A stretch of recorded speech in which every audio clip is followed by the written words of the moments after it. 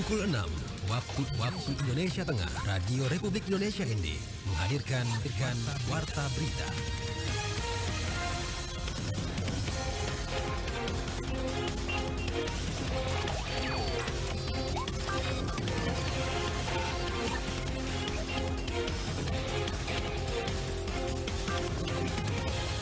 Selamat pagi saudara, Anda mendengarkan Warta Berita RRI ND edisi Selasa 13 Juni 2023 dengan headline berita pagi ini. Badan Meteorologi, Klimatologi, dan Geofisika mengimbau masyarakat Manggarai Barat mewaspadai dampak dari El Nino yang menyebabkan kekeringan di wilayah Indonesia. Kabupaten Sika rentan rabies dikarenakan masih kurangnya kesadaran masyarakat pemilik anjing mau merelakan hewan pemeliharaannya untuk disuntik vaksin anti rabies. Inilah berita selengkapnya bersama saya Rizwan Sumbi.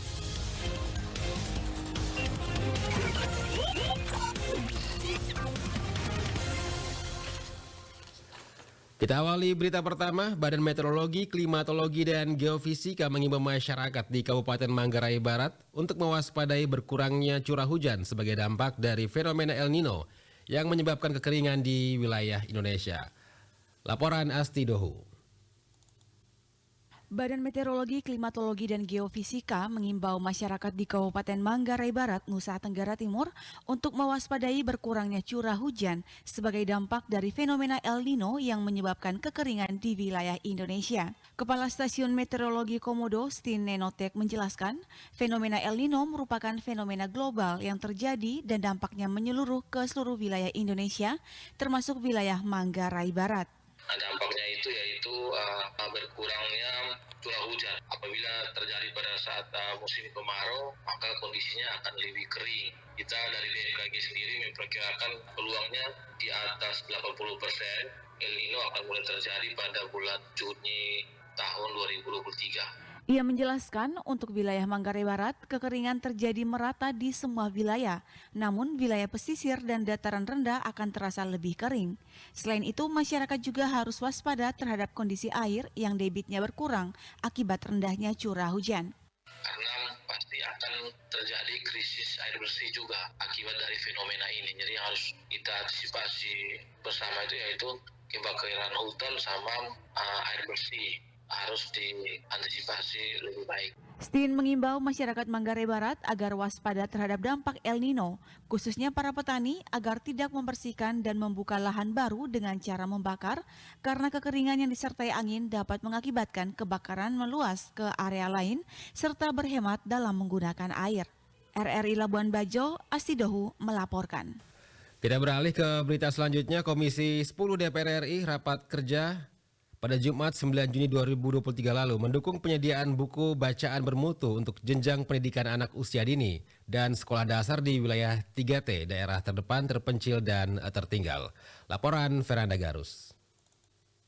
Hadirnya buku bacaan bermutu diharapkan menjawab tantangan rendahnya kemampuan literasi anak-anak Indonesia akibat rendahnya kebiasaan membaca sejak dini. Mendikbudristek Nadiem Anwar Makarim dalam rapat koordinasi menyampaikan, Kemendikbudristek telah melakukan penguatan berbagai program prioritas seperti bantuan perguruan tinggi swasta dan vokasi, pengadaan AP untuk jenjang PAUD, bantuan sanggar seni budaya, penguatan literasi bahasa daerah, dan film pendek dengan konten daerah. Kemudian penguatan SMK pusat keunggulan, upskilling, reskilling pendidikan, dan tenaga kependidikan vokasi, serta program kecakapan kerja dan program kecakapan wirausaha untuk mendukung literasi anak-anak Indonesia. Di antara program pendidikan dan pelatihan vokasi dan pendidikan tinggi itu banyak sekali overlapnya, banyak sekali yang sebenarnya jenis bantuannya itu berhubungan, karena terutama fokusnya satu adalah partisipasi industri, kedua adalah pendidikan yang multidisiplin dan multisektor, dan juga memberikan kemerdekaan bagi murid-murid kita untuk mendapatkan berbagai macam pengalaman. Sementara itu, anggota Komisi 10 DPR Republik Indonesia, Dr. Haji Muhammad Kadafi, SHMH, mengapresiasi konsep dan implementasi kebijakan Merdeka Belajar di lapangan. Namun ada beberapa catatan yang diberikan, yakni terkait penyetaraan sumber daya manusia berkualitas dan unggul pada berbagai daerah di Indonesia. Mengenai bantuan dana bagi mahasiswa yakni program Indonesia Pintar melalui Kartu Indonesia Pintar atau KIP, diharapkan tepat sasaran dan volume penerima bantuan tersebut segera ditingkatkan. kesempatan dan juga fasilitas yang diberikan negara haruslah punya prospek yang sama, baik itu penekanan untuk Pulau Jawa, Sumatera, Kalimantan, dan pulau-pulau lainnya. Oleh karena itu, kita berharap kesenjangan antar pendidikan di semua satuan pendidikan mempunyai gap itu yang semakin hampir sama kualitasnya. Oleh karena itu kita berharap platform yang dibuat oleh Kemendikbud haruslah dipastikan bisa diakses oleh seluruh satuan pendidikan yang ada di Indonesia. Pada raker tersebut membahas pagu indikatif tahun anggaran 2024 Kemendikbudristek, Komisi 10 DPR Republik Indonesia pun menyetujui usulan pagu indikatif Kemendikbudristek Republik Indonesia pada RAPBN tahun anggaran 2024. Dalam rapat tersebut, pimpinan dan anggota Komisi 10 DPR Republik Indonesia memberikan apresiasi tentang program Merdeka Belajar, episode 23, buku bacaan bermutu untuk literasi Indonesia. RRIND Veranda Garus melaporkan. Kabupaten Sika rentan rabies dikarenakan masih kurangnya kesadaran masyarakat untuk menyerahkan hewan ternak anjingnya kepada petugas di lapangan agar bisa mendapatkan suntikan vaksin anti rabies. Laporan Suimam.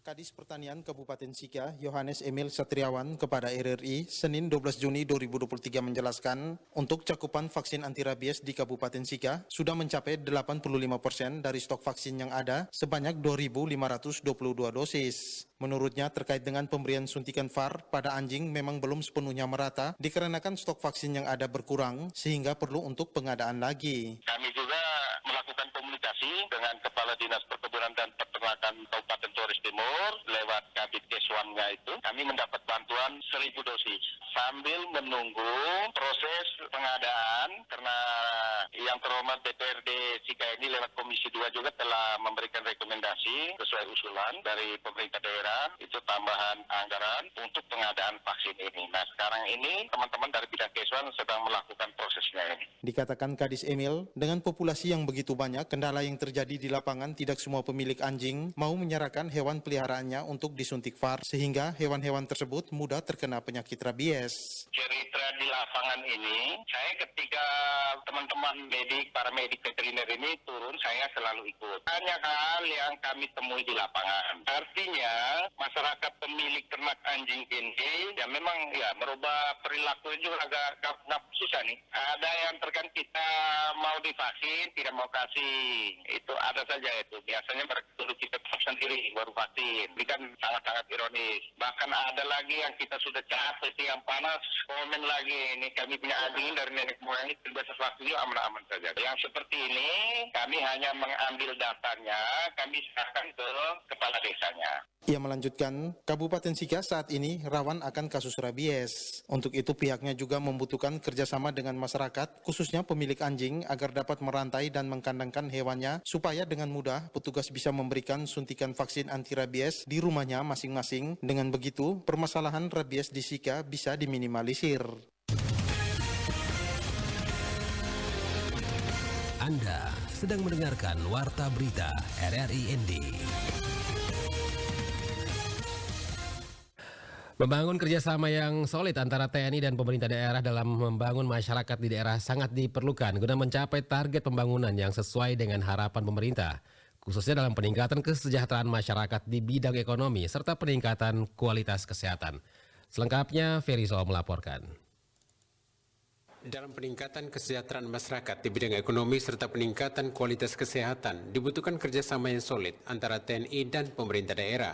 Hal itu dikemukakan Komandan Korem 161 Wirasakti Brigjen TNI Fabrial Buyung Sikumbang dalam acara tatap muka dengan anggota Kodim 1625 Ngada, Jumat 9 Juni 2023. Dan dia menekankan pentingnya membangun kerjasama yang solid antara TNI dan pemerintah daerah dalam membangun masyarakat di daerah guna mencapai target pembangunan yang sesuai dengan harapan pemerintah, khususnya dalam peningkatan kesejahteraan masyarakat di bidang ekonomi serta peningkatan kualitas kesehatan melalui kehadiran Babinsa sebagai ujung tombak TNI untuk hadir dan bersama masyarakat membangun daerah mulai dari desa, baik dari sektor pertanian, perkebunan maupun membantu Pemda dalam menyelesaikan masalah atau konflik yang ada di desa. Untuk saya melihat secara langsung kondisi personil, material dan kegiatan yang dilakukan oleh satuan jajaran Korem khususnya Kodim 1625 Ngada yang ada di Kabupaten Ngada itu.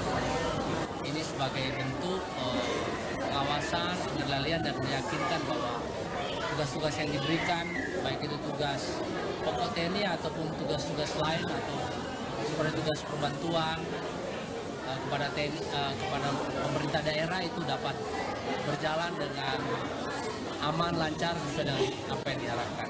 Komandan Korem 161 Bidang Sakti Brigjen TNI Fabrial Buyung Sikumbang didampingi Ketua Persid KCK Korcaprem 161 PD9 Udayana Nyonya Ina Fabrial B. Sikumbang melaksanakan kunjungan kerja ke wilayah Kodim 1625 Ngada Jumat 9 Juni 2023. Adapun kunjungan kerja yang dilakukan oleh Komandan Korem 161 Bidang Sakti ini selama 2 hari, yakni mengunjungi Makodim 1625 Ngada, meninjau lokasi pabrik kopi hasil bumi khas Bajawa, dan mengunjungi kampung adat Bena di wilayah Kabupaten Ngada. RRI ND Ferry Soo melaporkan. Tahun 2023 pemerintah Kabupaten ND melalui Dinas Perumahan Rakyat Kawasan Permukiman dan Pertanahan mendapat DAK infrastruktur khusus sanitasi sebesar 7,9 miliar lebih. Laporan disampaikan Rovinus Hula. Tahun 2023 pemerintah Kabupaten ND melalui Dinas Perumahan Rakyat Kawasan Pemukiman dan Pertanahan mendapat DAK infrastruktur khusus sanitasi sebesar 7,9 miliar lebih. Hal tersebut disampaikan Kepala Dinas Perumahan Rakyat Kawasan Pemukiman dan Pertanahan Herman Y.F. Teku SE kepada RRI di ruang kerjanya di ND. Herman Teku mengatakan tahun 2023 Dinas Perumahan Rakyat Kawasan Pemukiman dan Pertanahan mendapat bantuan dana alokasi khusus untuk sanitasi, sementara DAK untuk perumahan tidak ada. Herman menjelaskan untuk sanitasi Dinas Perumahan mendapat DAK sebesar 7 miliar 900 juta lebih. Dana tersebut menyebar di 17 desa yang ada di Kabupaten ND dan pekerjaannya saat ini sudah pada tahap sosialisasi. Herman mengatakan Dinas Perumahan Rakyat Kawasan Pemukiman dan Pertanahan tahun 2023 juga mendapat dana tambahan DAU Specific Grant. Ia menjelaskan dana DAU Specific Grant itu adalah dana hibah khusus yang bisa mendanai bantuan sanitasi untuk 6 desa dan besarannya yang diterima tidak seperti dana DAK. Dana alokasi khusus satu desa berkisar 50-60 unit, tetapi untuk dana Specific Grant satu desa mendapat 25 unit sehingga pemerintah dapat membagi untuk 6 desa. Desa pekerjaannya sekarang sudah sampai di tahap sosialisasi di 12 desa. Kita ada dapat tambahan dana yang namanya dana DAU Specific Grant. Itu adalah dana hibah khusus. DAU Specific Grant ini kita dapat kemarin tambahan bisa mendanai bantuan sanitasi untuk 6 desa. Memang dia besaran unit per desanya tidak seperti dana DAK. Di dana DAK itu satu desa berkisar antara 50 sampai 56 unit. Tapi dengan dana DAU Specific Grant ini, desa dapat 25 unit. Sehingga kita bisa bagi ke 6 desa. Total desa yang mendapat bantuan sanitasi tahun ini di Kabupaten ND itu ada 23 desa. 17 desa dengan dana DAK, 6 desa dengan dana DAU Specific Grant. Total desa yang mendapat bantuan dana sanitasi tahun 2023 di Kabupaten ND ada 23 desa dengan rincian 17 desa dengan dana alokasi khusus dan 6 desa dengan dana alokasi umum Specific Grant. Lanjut Kadis Perumahan, tahun 2023 pemerintah Kabupaten ND melalui Dinas Perumahan Rakyat Kawasan Pemukiman dan Pertanahan belum dapat karena di perkembangan persyaratan untuk mendapatkan bantuan tersebut ada beberapa dokumen yang diminta yang perlu pemerintah daerah siapkan. Dijelaskan karena pemerintah daerah masih dalam proses persiapan sehingga tahun ini Kabupaten ND tunda untuk memperoleh bantuan perumahan tersebut. Sehingga pihaknya berharap tahun 2023 pemerintah melalui Dinas Perumahan dapat menyiapkan persyaratan sehingga pada tahun 2024 pemerintah Kabupaten ND melalui Dinas Perumahan kembali mendapat bantuan perumahan dari pemerintah pusat. RRI ND Rovinus Hula melaporkan. Pemerintah Kabupaten Manggarai Barat hentikan pungutan retribusi masuk kawasan TNK.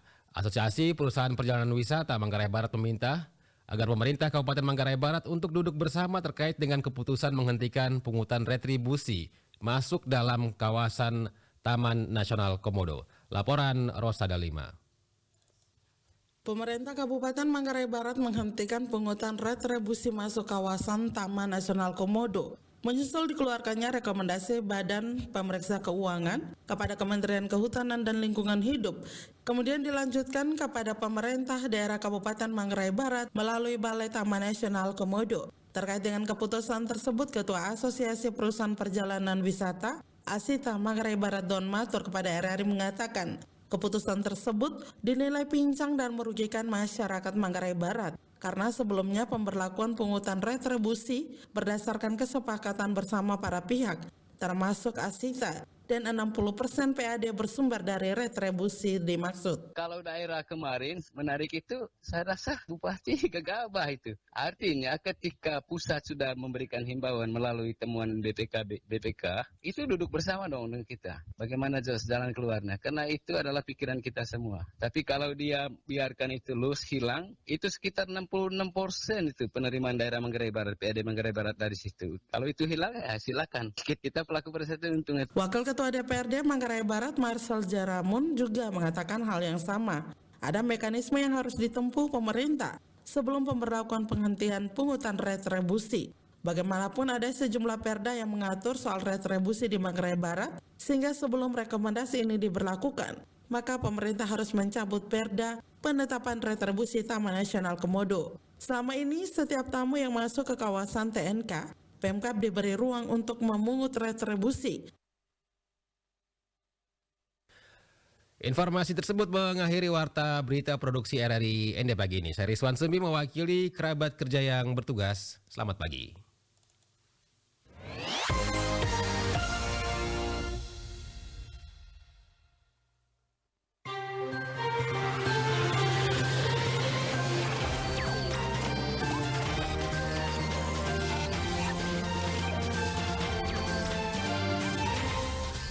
Terima kasih Anda telah mengikuti Warta Berita RRI ND.